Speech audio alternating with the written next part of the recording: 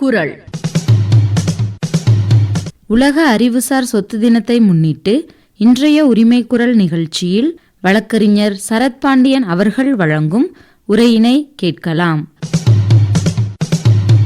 இன்றைக்கி நம்ம பார்க்க போகிற டாபிக் என்னென்னு பார்த்தீங்கன்னா இன்டெலெக்சுவல் ப்ராப்பர்ட்டி ரைட்ஸ், அதாவது அறிவுசார் சொத்துரிமை அப்படின்ற தலைப்பை தான் நம்ம விரிவாக பார்க்க போகிறோம். முதல்ல இதை இன்டெலெக்சுவல் ப்ராப்பர்ட்டி ரைட்ஸ் அப்படின்னு ஏன் சொல்கிறாங்கன்னா, ஒரு மனுஷனோட மூளை வாயிலாக ஒரு விஷயம் உருவாக்கப்படுது, அதாவது படைக்கப்படுகிறதுனா அது எதுவாக இருந்தாலும், அதாவது எடுத்துக்காட்டுக்கு பாடலாக இருந்தாலும், கண்டுபிடிப்பாக இருந்தாலும், வர்த்தக அடையாளமாக இருந்தாலும் அதன் உரிமையை படைப்பாளிக்கு மட்டுமே சேரும் அப்படின்னு சொல்கிறது தான் இந்த இன்டெலெக்சுவல் ப்ராப்பர்ட்டி ரைட்ஸ், அறிவுசார் சொத்துரிமை. இதுக்குள்ளே நீங்கள் பார்த்தீங்கன்னா இதில் டிஃப்ரெண்ட் அதாவது புதிய விதமான வகைகள்லாம் இருக்குது. மொத்தம் இதில் பார்க்கும்போது 6 வகைகள் இருக்குது. அந்த 6 வகைகளில் முதல் வகை என்னன்னு பார்த்தா காப்புரிமை. அதை இங்கே ஆங்கிலத்தில் பேட்டன்ட்னு சொல்லுவாங்க. புதிய கண்டுபிடிப்புகளுக்கு உதாரணம், அதாவது ஒரு புதுசான மெடிசின்ஸ், மருந்து, இல்லை ஒரு இயந்திரம், அந்த மாதிரி ஏதாவது ஒரு விஷயம் கண்டுபிடிக்கிறாங்கன்னா அதுக்கு ஒரு 20 ஆண்டுகளுக்கு ஒரு பாதுகாப்பு மாதிரி கொடுக்கறது தான் இந்த காப்புரிமைன்ற ஒரு டைப்பான விஷயம். ரெண்டாவது நம்ம பார்க்க போகிறது பதிப்புரிமை. பதிப்புரிமைன்னு பார்த்தீங்கன்னா இங்கிலீஷில் இதை காப்பிரைட்டுன்னு சொல்லுவோம். இதில் ஒரு படமாக இருக்கட்டும், திரைப்படமாக இருக்கட்டும், இசை, இது போன்ற எல்லாமே இதுக்கு கீழே அடங்கும். இதுக்கு என்னென்னா ஒரு படைப்பாளி இறந்து ஒரு 60 வருடங்கள் ஆனாலும் இது நீடிக்கும். அதுக்கான ஒரு வகை தான் நம்ம பதிப்புரிமைன்னு சொல்கிறது. வர்த்தக முந்திரை அப்படின்றது பார்த்தீங்கன்னா இது ஆங்கிலத்தில் ட்ரேட்மார்க்னு சொல்லுவாங்க. இது நிறுவனத்தின் பெயர், இல்லை சின்னம், இல்லை லோகோ, இந்த மாதிரி ஒரு கம்பெனியோட நேமு அந்த மாதிரி இருக்கிறதுக்கு ஒரு 10 வருஷம் ஆண்டுகள் புதுப்பிக்கலாம். அதாவது ஒரு 10 வருஷம் வரையும் இவங்க ட்ரேட்மார்க் கொடுத்துட்டு அதுக்கப்புறம் அதை நம்ம சப்சிக்வெண்ட்டாக ரெனியூ பண்ணணும். 10 ஆண்டுகளுக்கு ஒரு வாட்டி நம்ம ரெனியூ பண்ணால் இது ட்ரேட்மார்க், அதாவது வர்த்தக முத்திரை அப்படின்னு சொல்லுவாங்க. நெக்ஸ்ட் பார்க்க போனால் வடிவமைப்பு உரிமை. வடிவமைப்பு உரிமைன்றது ஆங்கிலத்தில் டிசைன் ரைட்டுன்னு சொல்லுவாங்க.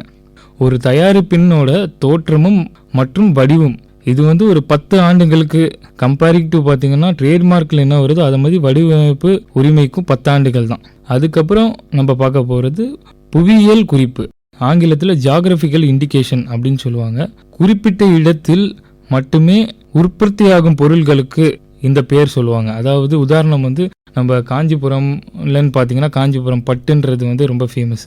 இது மாதிரி வருகிறது. அதாவது ஒரு குறிப்பிட்ட ஊட்டிலன்னு பார்த்தீங்கன்னா அங்கே இந்த தேயிலை ரொம்ப ஃபேமஸ் ஆனது. இந்த மாதிரி எந்தெந்த இடத்துல ஒரு பொருள் இதுவாகுதோ அதுக்கு நம்ம ஜியாகிரபிக்கல் இண்டிகேஷன், அதாவது புவியியல் குறிப்பு அப்படின்னு சொல்லுவோம். இது முதல்ல எப்போ தோற்றப்பட்டது அப்படின்னு பார்த்தீங்கன்னா 1474 ரிபப்ளிக் ஆஃப் வெனிஸ் அப்படின்றது இது அந்த ஒரு வருடத்தில் இந்த இது எடுத்துகிட்டு வரப்பட்டது.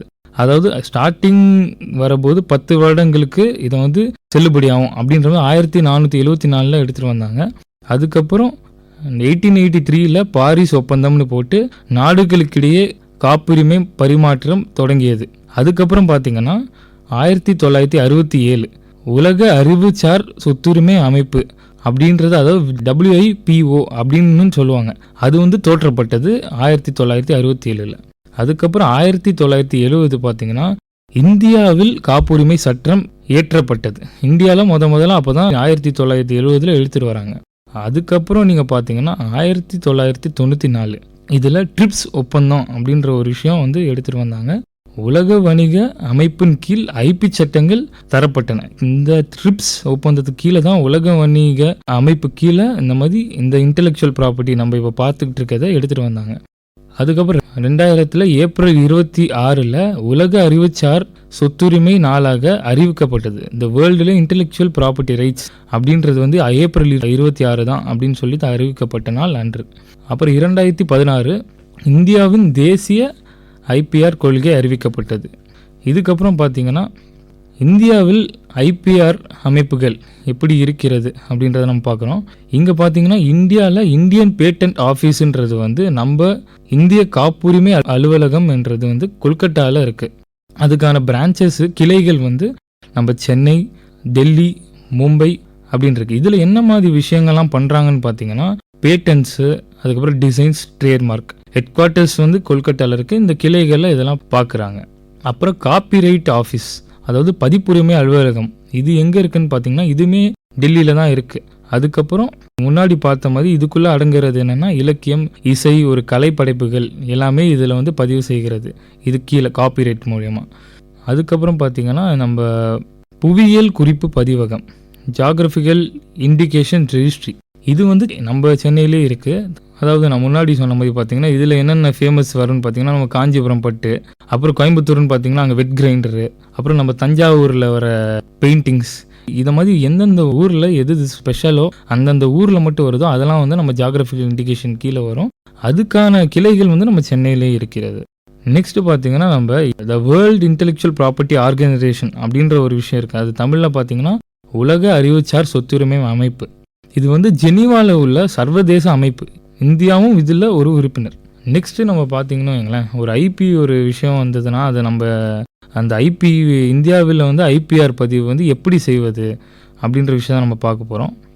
பேட்டண்ட்டை பொறுத்தவரை, அதாவது காப்புரிமை பொறுத்தவரையும் ஐபி போர்ட்டல்னு சொல்லிட்டு நமக்கு ஒரு வெப்சைட்டே இருக்குது. அந்த வெப்சைட் மூலியமானு பார்த்தீங்கன்னா நம்ம கேஸை வந்து ஃபைல் பண்ணலாம். அதில் என்னென்னா நம்ம என்ஷூர் பண்ணிக்கணும் என்னென்னா இந்த மாதிரி நம்ம கண்டுபிடிப்பான விளக்கம், அதாவது எந்த விதத்தில் வந்து நம்மளோட படைப்பு வந்து தனித்தன்மையாக இருக்குன்றதை வந்து நம்ம வந்து வெளிப்படுத்தணும். அதுக்கான படங்கள், கட்டணமும் சமர்ப்பிக்கணும். சுமார் ஒரு கட்டணம் பார்த்தீங்கன்னா 1600 8000 வரையும் இது வந்து கட்டப்படும். அது அந்தந்த கம்பெனியோட இதை பொறுத்து இருக்குது. நம்ம எதுக்காக கேட்குறோமோ அதோட ஸ்கேல் ரொம்ப பெருசாக இருக்கும் பட்சத்தில் அதுக்கான அமௌண்ட் வந்து டிஃபர் ஆகலாம். இது வந்து நம்ம இந்த பதிவு பண்ணுறதுக்கு நம்ம செலுத்துகிற ஒரு அமௌண்ட்டுன்னு சொல்லலாம். இது வந்து ஃபஸ்ட்டு என்னென்னா நம்மளோட பதிவை வந்து நம்ம வந்து பதிவு பண்ணதுக்கப்புறம் ஒரு 18 மாதம் கழித்து நம்ம அப்ளிகேஷன் பப்ளிஷ் பண்ணுவாங்க. அதுக்கப்புறம் அதுக்கான ஒரு எக்ஸாமினர் இருப்பார். அவர் வந்து இந்த எக்ஸாமின், அதாவது நம்ம செலுத்திய நம்ம இந்த காப்பிரைட் வந்து எந்த விதத்தில் வந்து ஒரு ஸ்பெஷாலிட்டியாக இருக்குது அப்படின்றத அவர் வந்து ஒரு ரிப்போர்ட் வந்து வெளிப்படுத்துவார். அதுக்கப்புறம் அதில் வந்து யாருக்காவது ஏதோ அப்ஜெக்ஷன் இருக்குது, அதாவது இல்லை இது வந்து என்னோட தனித்தன்மையான பண்ண விஷயம், இது வந்து இவர் வந்து என்கிட்ட இருந்து எடுத்து பண்ணிட்டாரு, இல்லை ஆல்ரெடி இது வந்து எக்ஸிஸ்டிங்கில் இருக்குது, அதுலேருந்து தான் இவர் எடுத்திருக்காரு அப்படின்ற பட்சத்தில் அந்த அப்ஜெக்ஷன்ஸ் வந்து 6 மாதங்களுக்குள்ளே வந்து தெரிவிக்கணும் யாரெல்லாம் வந்து இதை பார்க்குறாங்களோ. ஏன்னா அது வந்து ஃபஸ்ட்டு பப்ளிஷ் பண்ணிடுவாங்க. அதுக்கப்புறம் இது எல்லாம் தாண்டின பிறகு நமக்கு வந்து எந்த விதமான எதிர்ப்புகளும் வரல, நம்மளோட பதிவுகள் வந்து நம்மளோட உரிமையானது அப்படின்ற பட்சத்தில் இதில் வந்து பேட்டன்ட்ன்றது நமக்கு கிராண்ட் பண்ணுவாங்க. அதாவது பேட்டன்ட்னா காப்புரிமை நமக்கு வந்து இது வழங்கப்படும். ட்ரேட்மார்க்குன்னு பார்த்தீங்கன்னா அதுக்கான வெப்சைட் இருக்குது. அதாவது ஐபி இந்தியா ஆன்லைன் கவர்மெண்ட்.in இதுக்கான வெப்சைட்குள்ளே போயிட்டு நம்ம ட்ரேட்மார்க் ஃபார்மை வந்து, ட்ரேட்மார்க் மீன்ஸ் தமிழில் வந்து வர்த்தக முத்திரை, வர்த்தக முத்திரையை வந்து ட்ரேட்மார்க் வெப்சைட் மூலிமா நம்ம போயிட்டு பதிவு பண்ணலாம். அதுக்கான வெப்சைட் ஐபி இந்தியா ஆன்லைன்.government.in அப்படின்ற ஒரு வெப்சைட் மூலயமா அதுக்குள்ளே போயிட்டு நம்ம ட்ரேட்மார்க்கோட விண்ணப்பத்தை வந்து சமர்ப்பிக்கலாம். அதில் வந்து நம்ம லோகோ, அதாவது ஒரு கம்பெனி இருக்குன்னா நம்ம அதுக்கு ஒரு லோகோ வந்து எப்பயுமே வச்சிருப்போம். அந்த லோகோ இல்லை அந்த பேர் ரெண்டுமே இருக்கிறது பார்த்தீங்களா, அதுதான் அந்த நிறுவனத்தோட விவரம். இது எல்லாம் சேர்த்து நம்ம வந்து அதில் பதிவு பண்ணுவோம். நான் சொன்ன ஃபார்ம் TMA மூலியமா இதெல்லாம் நம்ம பதிவு பண்ணுவோம். அதுக்கப்புறம் அதுக்கான கட்டணம்னு பார்த்தீங்கன்னா 4500 9000 வரையும் கட்டணம் போகலாம். இதுக்கு முடிவு கட்டம் பார்த்தீங்கன்னா 18 மாதங்கள்லேருந்து 24 மாதங்களுக்குள் முடிவு கிடைக்கும். முன்னையே நம்ம வச்சிருக்க நேமில் வேற ஏதாவது ஆர்கனைசேஷன் வந்து இருக்கா, வேற ஏதாவது கம்பெனி சேம் நேமில் வச்சுருக்காங்களா, இருக்குன்னா இதெல்லாம் வந்து நம்ம பொருட்குள்ள, அதாவது ட்ரேட்மார்க்கில் பார்க்க போது அந்த சப்ஜெக்ட்லாம் எல்லாமே பிரித்து வச்சுருப்பாங்க. இப்போ வந்துட்டு ஒரு ப்ராடக்ட்டு, இப்போ அழகு சார்ந்த பொருட்கள்ன்றது தனி ஒரு ப்ராடக்ட்டு, சாப்பாட்டு சம்மந்தமான பொருள்ன்றதா தனி ஒரு விஷயமா எல்லாமே சப்டிவைட் பண்ணியிருப்பாங்க. அதுக்குள்ளே நம்ம கம்பெனி ட்ரேட்மார்க்கில் நம்ம நேம் வர்றது வந்து ஏதாவது பாதிக்குதா, நம்ம லோகோ, அதாவது இந்த லோகோன்னு சொல்கிறது பார்த்தீங்களா அந்த சிம்பிள் நம்ம ஒரு கம்பெனி கேட்குறது, அது வந்து முன்னையே யாரோ வச்சுருக்காங்களா, இது எல்லாமே ரிவ்யூ பண்ணி இதுக்கான ப்ராசஸ் வந்து ஒரு 18 மாதங்கள்லேருந்து 24 மாதங்கள் வரையும் நமக்கு வந்து ஒரு முடிவு கிடச்சிரும். டிப்பிக்கலி இதான் ஃபாலோடு. இல்லை நமக்கு அதுக்குள்ளே வந்து சீக்கிரமாக ரெமெடி கிடைக்கணுன்னாலும் அதுக்கான அப்ளிகேஷன்ஸ் வந்து அதுக்கான ஃபைல் பண்ண வேண்டிய அப்ளிகேஷன்ஸை கன்சர்ன் ட்ரேட்மார்க், அதாவது வர்த்தக முத்திரை பதிவு கிட்ட நம்ம வந்து செலுத்தி இதுக்கான தீர்வையும் நம்ம கேட்கலாம். அதுக்கப்புறம் காப்பிரைட் வந்து பதிப்புரிமை.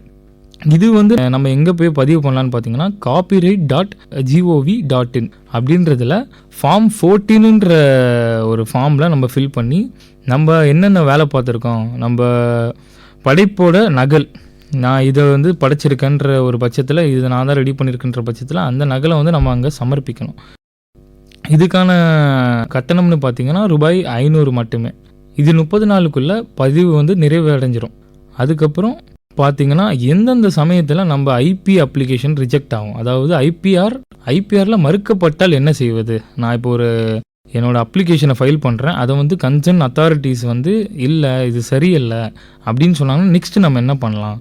இப்போ வந்து பேட்டன்ட் காப்புரிமை மறுக்கப்பட்டாங்கன்னா அந்த ரிப்போர்ட் இஷ்யூ பண்ணுறாங்க பார்த்தீங்களா, அந்த கன்சர்ன் ஆய்வாளர் வந்து ஒரு ரிப்போர்ட்டை வந்து இஷ்யூ பண்ணுவார். இது கீழே வரதுனால உங்களது வந்து நிராகரிக்கப்படுகிறது அப்படின்னு சொல்லிட்டு அந்த ரிஜெக்ஷன் ஆர்டரில் அந்த என்னென்ன அப்ஜெக்ஷன்ஸ் இருக்கோ அதை வந்து ஸ்பெசிஃபிக்காக பார்த்து நோட் பண்ணிவிட்டு அதுக்கான இதை வந்து நம்ம வந்து எழுத்துப்பூர்வமாக அவங்களுக்கு வந்து ஒரு மனுவாக கொடுத்து ஒரு வந்து வாய்தா, அதாவது என்னை கூப்பிட்டு ஒரு நான் என்னோட கிரீவியன்சஸ்லாம் என்னன்னு கேளுங்க, ஏன் வந்து இது வந்து அப்ஜெக்ஷன்ஸ் ஆகாதுன்னு சொல்லிட்டு நான் சொல்ல வரேன் அப்படின்றதெல்லாம் வந்து நீங்கள் கேட்கலாம் அந்த இது எழுத்து மூலியமாக.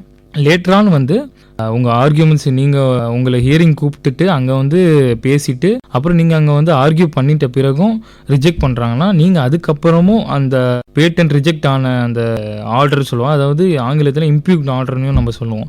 அதை எடுத்துட்டு நம்ம தான் ஹைகோர்ட்டில் வந்து அதாவது உயர்நீதிமன்றத்தில் பேட்டன்ட் ஆக்ட் கீழே நம்ம வந்து அப்பீலுக்கு போகலாம், மேல்முறையீடு போகலாம். அதாவது ட்ரேட்மார்க் வந்து ரிஜெக்ட் பண்ணுறாங்கன்னா, ட்ரேட்மார்க் மீன்ஸ் வர்த்தக முத்திரை, இது வந்து மறுக்கப்பட்ட பட்சத்தில் நம்ம முன்னாடி பார்த்த மாதிரி பேட்டன்ட்டில் கேட்ட மாதிரி இதுலேயுமே நம்ம வந்து அங்கேயே ஒரு என்னை கூப்பிட்டு விசாரிங்க அப்படின்றது ஒரு எழுத்துப்பூர்வமாக கொடுத்துட்டு, இல்லை அது அவங்க கேட்காத பட்சத்தில் இதுக்கும் நம்ம வந்து ஹைகோர்ட் ஜூரிஸ்டிக்ஷனில் நம்ம வந்து மேல்முறையீடு பண்ணலாம், உயர்நீதிமன்றத்தில் நம்ம வந்து மேல்முறையீடு பண்ணலாம். இப்போ வந்து காப்பிரைட், அதாவது பதிப்புரிமை சர்ச்சை ஏற்பட்டால் நம்ம என்ன பண்ணலான்னு பார்த்தீங்கன்னா அந்த காப்பிரைட் போர்டு இருக்குது இல்லை, கன்சர்ன் காப்பிரைட்டில் நம்ம அப்ளை பண்ணுறோம், அந்த காப்பிரைட் போர்டு கிட்ட போகலாம், இல்லை ஹைகோர்ட்லேயும் போகலாம். ஹைகோர்ட் போய்ட்டு நம்ம மீடியேஷன் சென்டர்ஸ்லையும் இது ரெஃபர் பண்ணி சீக்கிரமான ஒரு சொல்யூஷன், அதாவது யூஸ்வலாக பார்த்தீங்கன்னா காப்பிரைட்டில் இப்போ வேறு யாருக்காவது ஒரு இன்ட்ரெஸ்ட் இருக்குது இது வந்து என்னோட இதுன்னு சொல்ல போது அவங்க வந்து நம்ம கேஸுக்குள்ளே நடுவில் வந்துடுவாங்க, இந்த மாதிரி எனக்கு அப்ஜெக்ஷன்ஸ் இருக்குன்னு சொல்ல போது. ஸோ இல்லை இந்த மாதிரி நமக்குள்ளே இது வந்து தீர்த்துக்கப்படலாம் அப்படின்னு சொல்லிட்டு ஹைகோர்ட் போயிட்டும் ஹைகோர்ட்லேருந்து நம்ம ஒரு மீடியேஷன் போயிட்டும் வந்து மீடியேஷனை பொறுத்தவரையும் ரெண்டு பார்ட்டியும் ரெண்டு தரப்பினர்களும் கூப்பிட்டு உட்காந்து பேசணும்னா நல்ல விஷயத்தில் ஒரு செட்டில்மெண்ட் ஆகுது, ரெண்டு பேருக்கும் சமரசமாக போகுது அப்படின்ற பட்சத்தில் இதுக்குன்னு மட்டும் இல்லை எல்லாத்துக்குமே நமக்கு வந்து தீர்வு கிடைச்சிடும். அப்புறம் ஏதாவது காப்பிரைட் வந்து நம்ம வந்து யார்கிட்டையாவது எடுத்து பண்ணுறோம் அப்படின்ற பட்சத்தில், அதாவது இன்னொருத்தரோட தயாரிப்பு இன்னொருத்தரோட டேலண்ட்டை வந்து நம்ம வந்து எடுத்து அது மூலியமாக நம்ம பண்ணுறது வந்து சிவில் அப்புறம் கிரிமினல் ஆக்ஷன் ரெண்டுத்தில் எப்படி வேணால் போகலாம், அதுக்கான இதுவும் இருக்குது. ஸோ காப்பிரைட்டை பொறுத்தவரையும் அவங்களோட புதுமை தன்மையை வந்து இம்ப்ளிமெண்ட் பண்ணுறது எவ்வளோ பெட்டர். இப்போ நம்ம பார்க்குறது பார்த்திங்கன்னா ஐபி மற்றும் நுகர்வோர் இந்த ரெண்டுத்துக்கான தொடர்பு என்ன அப்படின்றத நம்ம பார்க்குறோன்னு வைங்களேன். இப்போ ஒரு எக்ஸாம்பிளுக்கு ஒரு பொய்யான ஜிஐ டேக், ஒரு ஜாகிரபிக்கல் இண்டிகேஷன்ஸ் இந்தந்த இடத்துல வந்து இதுதான் வந்து ஸ்பெஷல் அப்படின்ற ஒரு விஷயத்த வந்து அவங்க வந்து பொய்யா வந்து இந்த இடத்துல தான் ஸ்பெஷல் அப்படின்ற விற்கும் பட்சத்தில் அந்த பொய்யான டேக் போட்டு விற்கும் நிறுவனங்கள் நுகர்வோர் நீதிமன்றத்தில் வழிகாட்டலாம். அதாவது இந்த மாதிரி தப்பான விஷயம், இந்த மாதிரி இவங்க ஒரு விஷயம் பண்ணாமல் பொய்யான ஒரு டேக் வச்சு ஒரு பொருளை விற்க பார்க்குறோன்ற போது அந்த கேஸ் வந்து நம்ம கன்சியூமரில் எடுத்துகிட்டு வரலாம். நெக்ஸ்ட் பார்த்தீங்கன்னா காப்புரிமை பெற்ற மருந்தகங்கள், அதாவது ஜெனரிக் வெர்ஷன் விற்பது சட்டவிரோதம், இது நுகர்வோரையும் பாதிக்கும். இந்த மாதிரி பேட்டன் கீழேயும் இந்த மாதிரி ஒரு மெடிசினை வந்து தப்பாக விற்கிறதும் இந்த மாதிரி ஒரு விஷயம் பண்ணும்போது அதெல்லாம் வந்து கன்சியூமரை பாதிக்கும். அதை வாங்குறது யாராக இருப்போம், ஒரு மருந்தை நம்மள மாதிரி ஒரு கன்சியூமர் நுகர்வோராக தான் இருக்கும், அது எல்லாமே இதை பாதிக்கப்படும். ஸோ இதெல்லாம் வந்து இதில் வந்து கனெக்டடான விஷயம். அதுக்கப்புறம் பதிப்புரிமை மீறும் திரைப்படங்கள் பாடல்கள் நுகர்வோரை ஏமாற்றுகின்றன. அதாவது ஆல்ரெடி இருக்கிறத எடுத்துட்டு அதே கதையோ இல்லை ஒரு திரைப்படங்களோ அதே ஒரு கதையோ அதே ஒரு பாடங்களோ எந்த விதமான ஒரு ரைட்டுமே வாங்காமல் அவங்களா யூஸ் பண்ணுற பட்சத்தில் வந்து இதெல்லாம் வந்து கன்சியூமர் கீழேயும் நம்ம எடுத்துகிட்டு வரலாம். இன்றைக்கி நம்ம பார்த்ததில் வந்து பார்த்திங்கன்னா இந்த மாதிரி அறிவுசார் சொத்துரிமை என்பது ஒரு படைப்பாளியின் வாழ்வாதாரம்.